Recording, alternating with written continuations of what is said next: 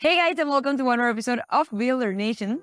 For today's agenda, we have Mel Torrie, President and CEO at ASI Logistics, the company that helps you reach your potential through innovative robotic solutions. So welcome, Mel. Thank you so much for being here. Thank you so much for being at the podcast. Hey, the honor's mine. Excited to be here. Born on a farm in the middle of nowhere in Canada and went to university at Utah State University and wrote a paper that John Deere saw. And they said, hey, let's do robotic farming at the lab. And so we did about 2 years with them. And then they asked us to start a company that they would feed product development programs to do autonomous robotic tractors. And so we started 22 years ago and brought some professors and students out of the university and have scaled into the other markets over the years. So you are an engineer, right? In computer vision? I have a master's in electrical engineering and a minor in computer science. How did you join the company? We spun off with 2 professors and 4 students and started in my garage and had a farm shed. And so we brought the robotic tractor from Deere out to my backyard and started to develop the solutions for them from there.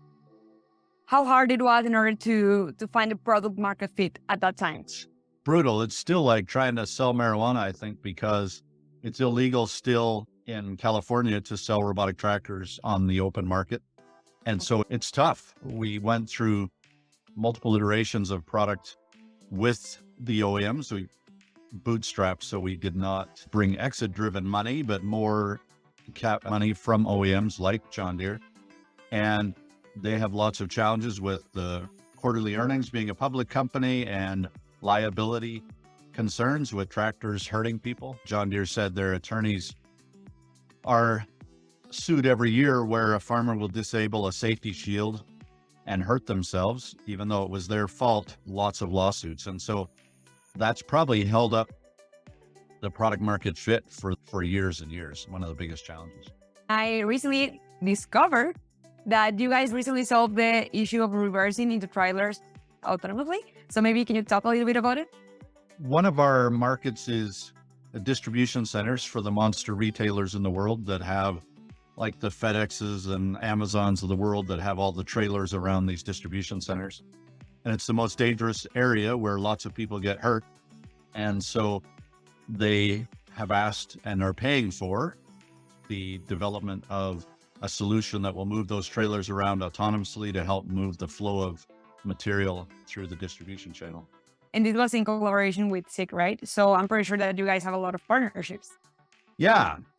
Where we haven't taken exit-driven money from venture capital or private equity, our only approach has been partnering. So we have partnered with the monster end users, the monster farmers and miners and logistics companies, as well as these key technology providers like SICK that have been wonderful to work with, a solid solution we've used for 25 years, really. What do you think this kind of announcements means for the company? That's huge. Lots of near-death experiences over the years. And we finally have that alignment between the technology pricing, its maturity, the labor demands, and that labor being probably the biggest that people just can't hire right now. And so we're finally at this point where the market has no other option. And so this announcement is one of those key scaling moments where how do we make them as fast as we can because they want them now. They need them. They're parking vehicles. All of our partners in these different markets are parking equipment because they can't find operators. Correct me if I'm wrong. I understand that ASI provides solutions, right?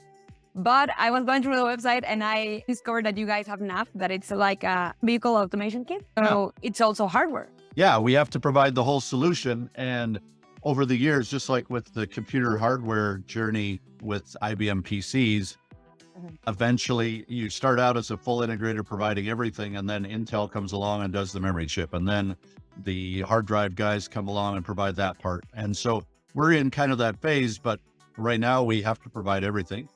And so we have solutions that we automate the world's largest mining trucks, and we provide the wiring harnesses and the computer brains and the sensor solution to make these haul trucks drive by themselves or the farm tractor. So we have to take existing vehicles and retrofit them And that's important for companies like mining end users where they've got $5 million trucks that can last 20 years. They can't go buy the latest new vehicle to have autonomy on it already.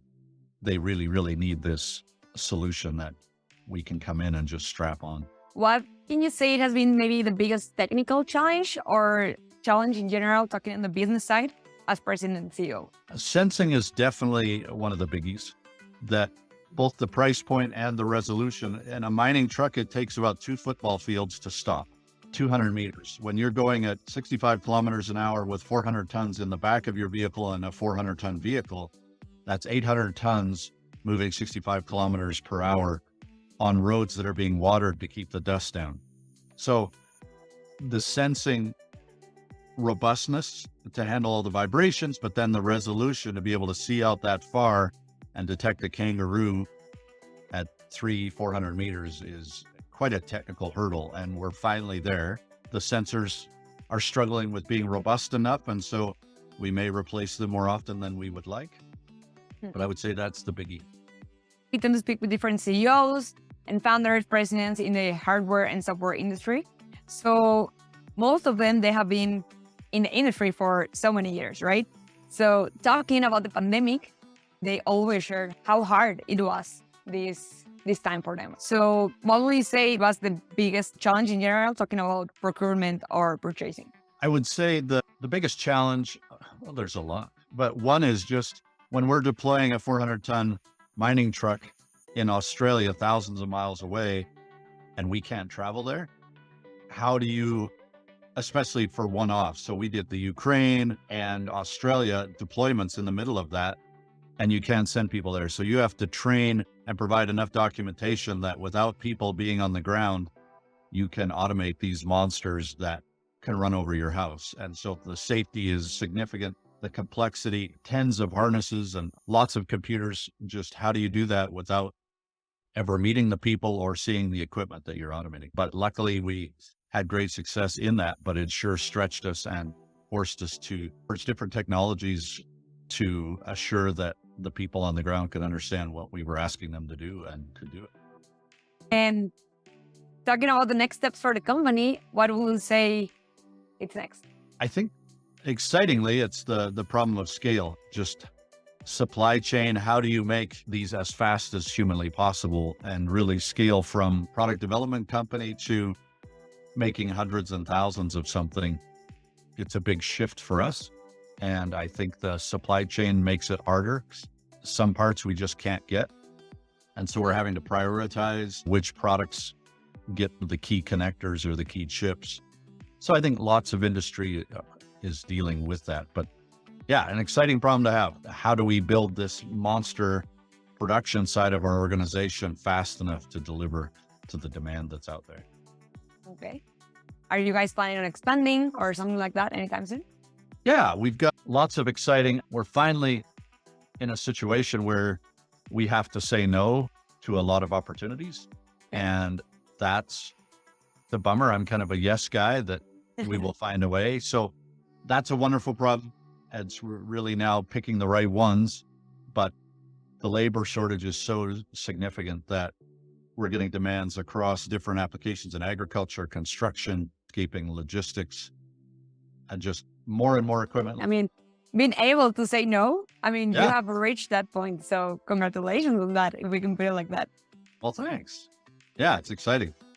And from your perspective, where do you think the future of the industry is going?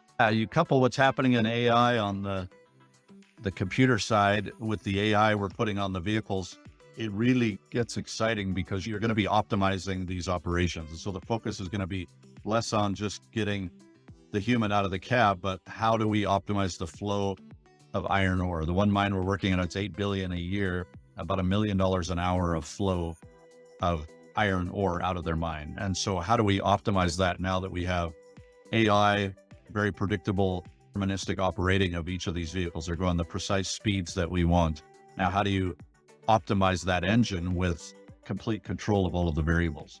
So it becomes an optimization opportunity of less fuel, less impact on the environment, less compaction on the soil and farming, less traffic constraints and in construction. So optimization. So that's an exciting part. It's helping our customers be the leaders in the field of optimizing what they're trying to accomplish. And with humans in the past, now humans are observing and handling exceptions.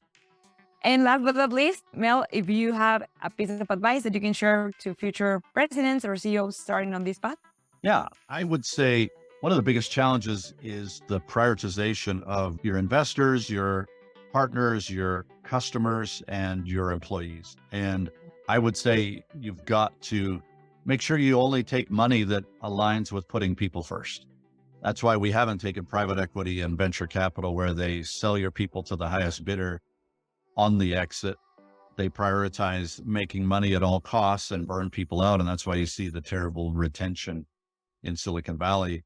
Make sure you're bringing in the kind of money that lets you put the most important thing first, which are your people, and they will take care of your customer and your shareholder. Thank you so much for sharing, for being super honest about it. Thank you so much for being here, Mel, today. Do you have any social media handles where people find you or the company? On LinkedIn, it's just Mel Torrie, and ASIRobots.com is our website. Thank you so much. And remember, guys, that you can also find more information, interesting articles, interesting interviews, just like this one with Mel, directly on our website, ControlHub.com/builder-nation. We would love to hear from you. And once again, Mel, thank you so much for being here, for taking the time. We highly appreciate it. Thanks for having me. My pleasure.